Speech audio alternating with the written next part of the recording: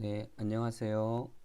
과학 논리와 논술 강의를 맡게 된 학부교육원 교양학부 이훈희입니다. 네, 만나서 반갑습니다.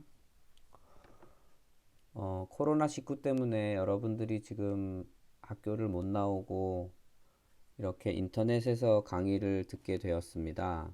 하루빨리 이 코로나19가 종료되어서 여러분들과 강의실에서 수업을 할 수 있기를 바라보겠습니다. 자, 그러면 시작하겠습니다. 먼저 수업에 대한 소개와 제 소개를 할게요. 저는 지금 강원과학고등학교에서 교사를 하고 있습니다. 현장에 있는 교사인데요. 여기 오타가 있습니다. 과학고등학교고요. 네, 현장에서 일반 물리학을 담당을 하고 있습니다. 지금 교직 경력은 한 16년 정도 됐고요. 강원과학고등학교에서 근무한 지는 올해가 4년 차입니다.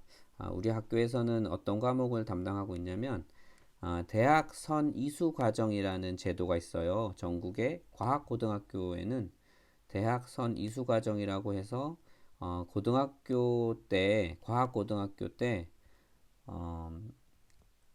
AP라는 AP라고 붙어 있는 과목을 듣게 되면 대학교에 가서 그 과목을 수강하지 않아도 학점이 인정되는 제도입니다. 제가 그래서 AP 일반 물리학을 전담을 하고 있고요. 지금 3년 동안 3학년 담임을 하고 있습니다. 우리 수업은 어떻게 평가를 할 거냐면요. 평가 방법은 기말고사 30%, 중간고사 30%, 그 다음에 출석, 과제, 발표, 수업 시연 각 10%씩입니다. 그래서 중간고사 30점으로 출제를 할 거고 기말고사도 30점으로 출제를 할 거고요. 출석, 과제, 발표, 수업 시연 각 10점으로 채점을 해서 100점 만점으로 평가를 할 겁니다. 일단 과제는 어떻게 하면 되냐면요. 여러분들이 중학생이나 고등학생, 여러분들이 이제 중등교사가 되니까 중등교사는 중학생과 고등학생을 지도하는 교사잖아요. 그래서 중학생과 고등학생을 대상으로 과학 글쓰기 자료를 만들어서 제출을 하시면 됩니다. 과학 글쓰기 자료를 만들 때 여러분들이 그 글쓰기 자료에 반드시 들어가야 할 내용이 어떤 거냐면 과학 글쓰기 때문에 그 내용 자체가 과학적이어야 됩니다. 과학적 내용이어야 된다는 거예요. 물리, 화학, 생물, 지구과학과 관련된 내용이어야 된다는 거고요. 두 번째는 개발 의도. 여러분들이 그 과학 글쓰기 자료를 개발을 했는데 어떤 의도로 개발을 했다라는 것을 과제에다가 이렇게 구체적으로 적어 주시면 됩니다. 저는 이런 의도로 개발을 했어요. 라고. 네, 세 번째는 이제 그 과학 글쓰기이기 때문에 모범 답안이 있을 거예요. 저는 이런 답안이 모범 답안이라고 생각합니다. 그러니까 과학 개발 의도와 관련이 있는 거겠죠. 그래서 모범 답안도 들어가야 되고요. 그 다음에 어떻게 평가할 것인가. 이제 중학생이나 고등학생이 그 글쓰기를 해서 여러분들에게 제출을 했을 때 나는 어떤 점을 기준으로 평가를 할 것이다 라는 평가 기준도 포함이 되어야 합니다. 그래서 이 네 가지가 포함이 되도록 과제를 작성을 해서 보내주시면 되고요. 두 번째 발표는 지금 중학교, 고등학교에서 운영하고 있는 교육과정이 2015 개정 교육과정입니다. 그래서 2015 개정 교육과정 중에 과학과와 관련된 교육과정의 특징을 여러분들이 조사해서 발표하시면 돼요. 근데 이제 여러분들이 이제 학생들마다 해당 전공이 다르잖아요. 그래서 물리를 전공한 사람도 있을 거고, 화학을 전공하는 사람도 있을 거고, 생명과학을 전공하는 사람도 있을 거고, 그다음에 지구과학을 전공한 사람도 있을 겁니다. 그래서 요 전공별로 해당 전공 중심으로 발표를 하시면 됩니다. 발표를 할 때 과학과 교육 과정이기 때문에 과학과 교육 과정 총론이 있고요. 그 다음에 그 교육 과정마다 물화생지 이렇게 분야별로 나눠져 있거든요. 그러니까 여러분들은 총론과 함께 해당 전공, 총론과 함께 해당 전공을 발표를 해 주시면 됩니다. 그리고 전공이 겹치는 경우가 있을 거예요. 뭐 생명과학을 전공한 학생이 2명이거나 3명이거나 할 경우에는 여기에서 조금 더 세분화해서 이제 물리의 경우에도 초등 교육과정, 중학교 교육과정, 그 다음에 고등학교 교육과정이 분리가 되어 있어요. 그래서 이 교육과정을 여러분들이 한 학생이 중학교를 한다고 하면 또 다른 학생은 고등학교를 중심으로 발표를 해주시면 중복되지 않을 것 같아요. 서로 부담도 없고. 그래서 그렇게 나눠주시면 되고요. 전공 교육과정이 한 명밖에 없다. 지구과학 전공한 학생이 우리 강의를 듣는 사람 중에 한 명밖에 없다라고 하면 그 학생은 중학교나 고등학교 교육과정 중에 하나를 택일하셔서 발표를 해 주시면 됩니다. 네, 그 다음 수업 시연인데요. 수업 시연은 이제 실제 대상을 구체적으로 제시를 해야 되기 때문에 고등학교 학생으로 대상을 정하겠습니다. 고등학교 학생을 대상으로 여러분들이 어떻게 수업을 할 건지 수업 지도안을 작성을 할 때 2차 시용을 작성을 해주세요. 첫째 시간엔 뭘 하고 둘째 시간에 뭐 하는지 그 2차 시용을 작성하셔서 실제 수업 시연을 할 때는 그 두 차시 중에 한 차시 분량만 수업 시연을 해주시면 되고요. 네, 시간은 약 20분 내외로 하도록 하겠습니다. 예, 출석은 이제 결석 횟수에 따라서 평가를 하도록 할게요. 그래서 한 번까지는 이제 감점이 없습니다. 10점으로 하고요. 3번까지는 8점, 4번은 6점이고요. 그 기준에 보면 3분의 1 이상 결석했을 경우에는 F를 주도록 되어 있어요. 그래서 저도 역시 5회 이상이 되면 F를 주도록 하겠습니다. 근데 아마 여러분들은 대부분 다 수업에 잘 참여할 것으로 생각이 됩니다.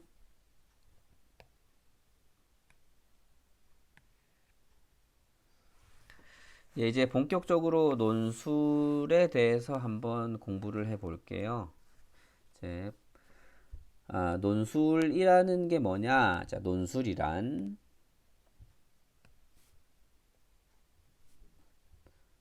사물의 옳고 그름을 사리에 맞도록 논리적으로 서술하는 것을 논술이라고 합니다. 요거는 이제 사전적 의미인데요. 사물의 옳고 그름이라는 말 대신에 자신의 주장을 사리에 맞도록 논리적으로 서술하는 것도 논술이라고 할 수 있을 것이고요. 이게 자신의 주장을 사리에 맞도록 논리적으로 논술하는 시험을 논술 시험이라고 하죠. 논술 시험은 어떤 사물에 대한 것이 아니라 주장에 대한 것이에요. 이런 논술을 할 때 이제 논증이라는 단어가 있어요. 논증이라는 단어가 있는데 논증은 뭐냐면 논거를 제시하여 주장의 정당성을 입증하는 것입니다. 논거를 제시하여 주장의 정당성을 입증하는 것. 보통 우리가 어떤 주장을 펼 때 너의 주장이 뭐냐라고 하면 나의 주장은 무엇이다 라고 말하는 것처럼 주장은 명제로 보통 제시를 하죠. 이제 명제라는 것은 국어적으로 표현을 하면 어떤 문장이라고도 할 수 있고 수학적으로 표시를 하면 어떤 식이라고도 표현할 수 있을 것 같아요. 다음 이제 논제가 무엇이냐고 하면 이제 논제는 글 쓴 이가 그래서 논의하고자 하는 문제를 논제라고 하겠죠. 또는 논술 시험에서는 그 글쓴 이가 주장하고자 하는 또는 논의하고자 하는 문제를 논제라고도 하지만 그 논술 시험에서의 논제는 문제의 핵심입니다. 문제의 핵심.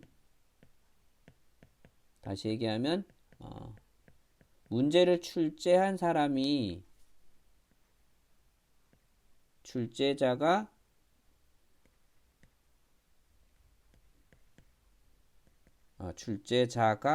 논의하고자 하는 논의하고자 하는 문제를 논제라고도 말할 수 있겠죠. 네, 다음은 이제 개념과 명제입니다. 논술 수업을 듣다 보면 이 개념이라는 말과 명제라는 말의 그 내용을 좀 명확히 짚고 넘어가야 되기 때문에 제가 여기에다 따로 개념이라는 단어와 명제라는 단어를 좀 설명하기 위해서 이렇게 표현을 했는데요. 먼저 개념이라고 하는 게 뭐냐면 우리 주의의 대상에 공통된 것 또는 일반적인 것을 꺼내어 개괄함으로써 생겨난 관념으로 개념은 모두 외계 대상의 공통된 징표를 반영하고 있다. 자, 여기에서 이제 핵심 키워드는 뭐냐면 공통된 것이라는 겁니다. 공통된 것. 그래서 이제 개념의 언어적 외피, 개념의 언어적 외피를 말이라고 합니다. 그러니까 무슨 말이냐면요.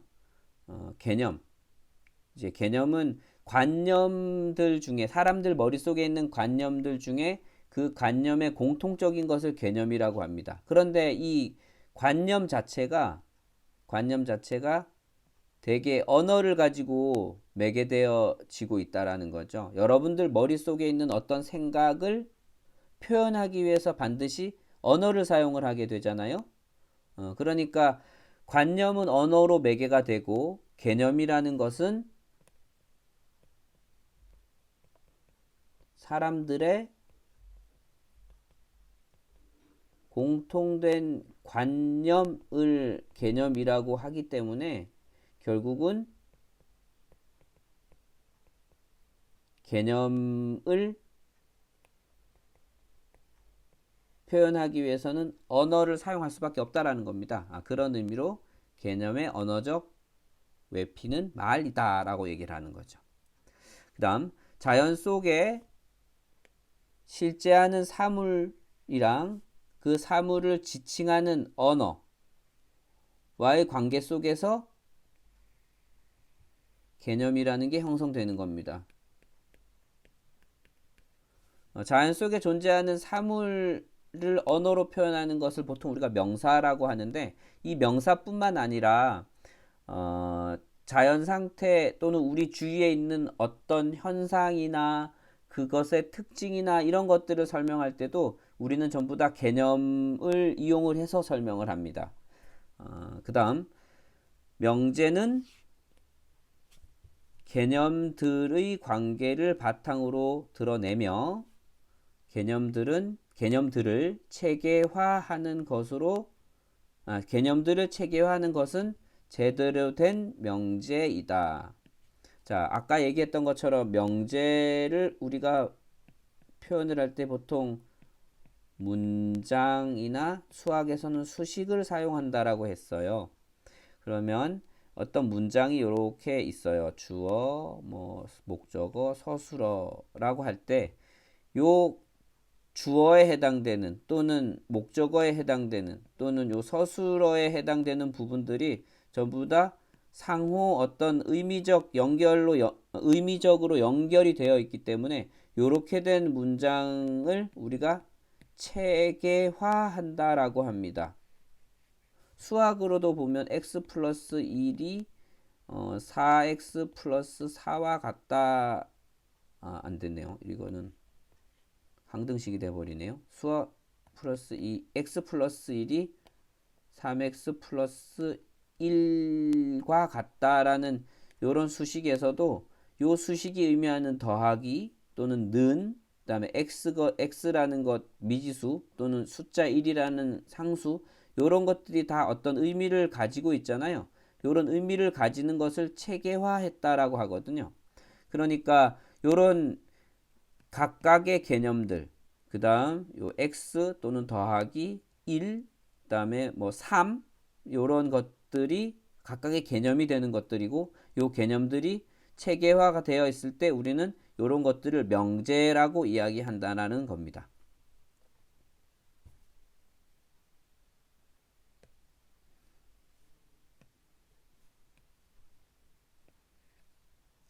자, 개념에 대해서 조금 더 알아볼게요. 자, 여기에 제가 제 책상 위에 있는 컵 두 개를 이렇게 사진을 찍어서 올렸습니다.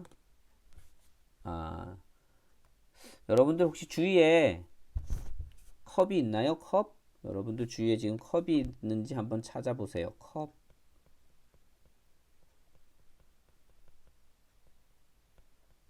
네, 컵이 주위에 있는 사람도 있고 없는 사람도 있을 겁니다. 어떤 학생은 지금 커피를 마시면서 수업을 듣기도 하고, 어떤 사람은 거실에서 수업을 듣기도 할 텐데, 커피를 마시는 사람은 종이컵을 이용을 해서 커피를 마실 것이고요. 거실에 있는 분은 주방 쪽에 보면 아마 컵이 있을 거예요. 자, 그런데 제가 여러분들에게 컵을 찾아보세요라고 했을 때 여러분들은 그 컵이라는 요 단어를 듣고 아마 머릿속에 어떤 물건을 생각을 했을 겁니다.